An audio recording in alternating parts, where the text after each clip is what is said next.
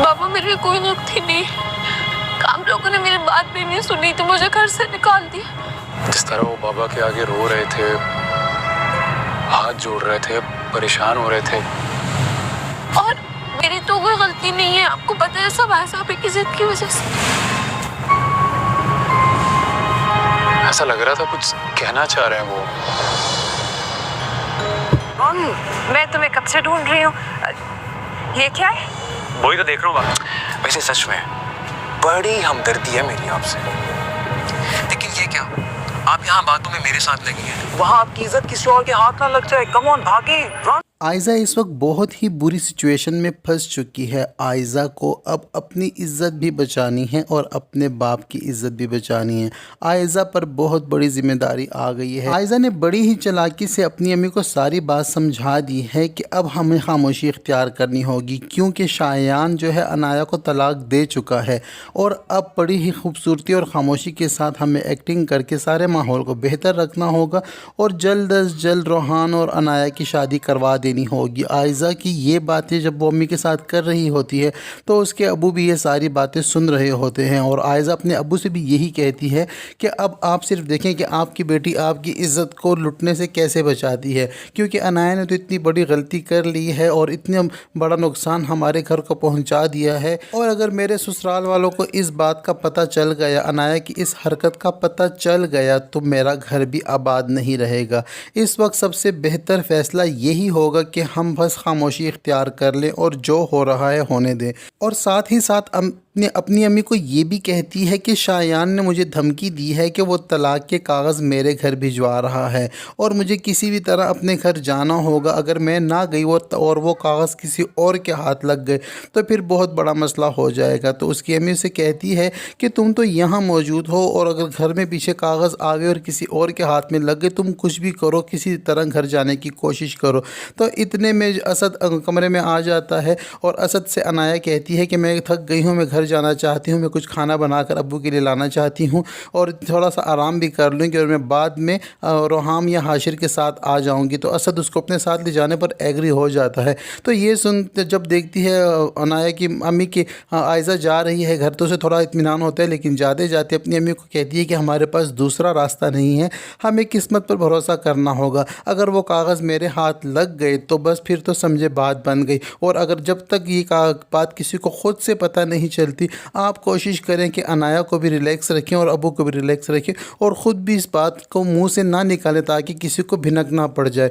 और मैं देखती हूँ कि आगे क्या होता है। ये कहकर आयज़ा अपने घर की तरफ तो रवाना हो जाती है, लेकिन सारे रास्ते उसको ये टेंशन खाई जाती है और उधर उसकी हॉस्पिटल में इसकी अम्मी को भी ये टेंशन खाई जाती है कि तलाक के कागजात जो शायान भेजने वाला है घर में किसी और के हाथ ना लग जाएं। बस अब तो इनका यही आसरा है, अगर कागज़ किसी और के हाथ लग गए तो इनकी साथ बहुत बुरा होने वाला है।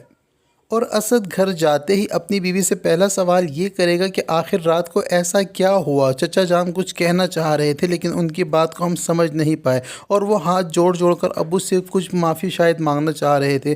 तो मुझे क्यों नहीं बताती कि ऐसा कुछ तो हुआ है कि जिसकी वजह से चचा जान की तबीयत इतनी ख़राब हुई और उन पर इतना पैनिक अटैक हुआ है और वो इस हालत में पहुँच गए हैं। तो इस बात का जवाब अनाया के पास नहीं होता, तो अनाया उसको रिलैक्स रखने की खातिर सिर्फ यही कहती है कि ऐसा कोई मसला नहीं हुआ, हमारी रूटीन की बातें चल रही थी घर में कि अचानक अबू की तबीयत ख़राब हो गई।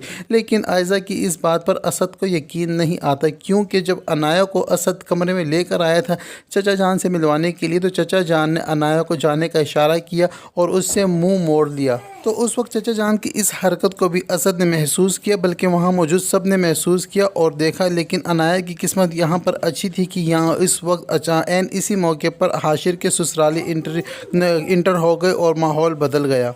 इधर अनाया हॉस्पिटल में फिर से अपने अबू के पास जाती है और उन्हें यही समझाने की कोशिश करती है कि मैंने जो भी किया इसमें मेरी कोई गलती नहीं है, मैंने तो हाथ जोड़ जोड़ कर आप सबसे इजाज़त मांगी थी, लेकिन आप लोगों ने मेरी कोई एक बात भी ना सुनी, तो मुझे मजबूर होकर ऐसा कदम उठाना पड़ा। जो होना था वो हो चुका, मुझसे गलती हुई है, मैं आपसे माफ़ी मांग रही हूँ, मुझे माफ़ कर दे। लेकिन अनाया के अबू जो हैं वो उसको माफ़ करने पर हरगिज़ तैयार नहीं है और उससे मुँह मोड़ लेते हैं और उसको उसी तरह हाथ से के इशारे से झटक झटक कर باہر جانے کا کہتے ہیں۔ عنایہ اپنی غلطی پر بہت زیادہ پشیمان ہے، لیکن غصے میں بھی ہے کہ شایان پر اس نے بھروسہ کیا اور شایان کے بھروسے اپنے گھر والوں کی عزت داؤ پر لگا کر گھر سے نکل کر چلی تو گئی، لیکن شایان نے اس کی عزت کا پاس نہیں رکھا اور شایان نے جو گھٹیا حرکت کی ہے عنایہ کو تو اس کی خبر بھی نہیں ہے کہ وہ عائزہ اور ایشل سے بدلہ لینے کی خاطر عنایہ کو استعمال کر رہا ہے۔ لیکن عنایہ اس وقت بہت ہی زیادہ شوق میں ہے، یہاں تک کہ وہ اپنے منگیتر کے ساتھ بھی صحیح منہ سے بات نہیں کرتی۔ حالانکہ شروع سے ہی اس کو روحام پسند نہیں تھا، روحام کے ساتھ اس کا بیہیویئر ٹھیک نہیں تھا، لیکن روحام اس کو اپنے پیار کی طرف اٹریکٹ کرنے کی کوشش کرتا ہے۔ لیکن اس وقت عنایہ کے دل پر کچھ بھی اچھا نہیں لگ رہا۔ عنایہ بہت غصے میں ہے اور عنایہ بہت زیادہ پریشان ہے، کیونکہ عنایہ کے بابا نے بھی اس کو اس طرح دھکے مار کر گھر سے نکال دیا اور جو کچھ ہوا وہ ہم سب نے دیکھا۔ لیکن یہاں پر جو ہے عائزہ بہت زیادہ پریشان ہے اور عائزہ نے بڑی ہوشیاری کا مظاہرہ کیا ہے، کیونکہ اگر وہ ایسا نہ کرتی تو اس کے عنایہ کی زندگی کے برباد ہونے کے ساتھ ساتھ عائزہ کا بھی گھر ٹوٹنے ہی والا تھا، کیونکہ اسد نے تو اس عائزہ سے پہلے دن ہی کہہ دیا تھا کہ کچھ بھی ہو جائے لیکن مجھے جھوٹ نہیں پسند ہے، مجھ سے ہمیشہ سچ بولنا اور مجھے سچ پسند ہے۔ اور عائزہ کتنے موقعوں پر عنایہ کو بچانے کی خاطر اسد کے ساتھ جھوٹ بول چکی ہے، اور اگر اسد کے سامنے عنایہ کی حقیقت آ جاتی ہے تو اس طرح پھر عائزہ کے بھی جھوٹ سامنے آ جائیں گے، تو عائزہ کے پاس اسد کو دینے کے لیے کوئی بھی جواب نہ ہوگا۔ تو یہ سب کچھ ہونے جا رہا ہے ڈرامہ سیریل چال باز کے آنے والے ایپیسوڈ میں۔ اب تک کے لیے اتنا ہی۔ ویڈیو پسند آئے تو ویڈیو کو لائک اور چینل کو سبسکرائب کرنا ہرگز نہ بھولیں۔ ملتے ہیں نیکسٹ ویڈیو کے ساتھ۔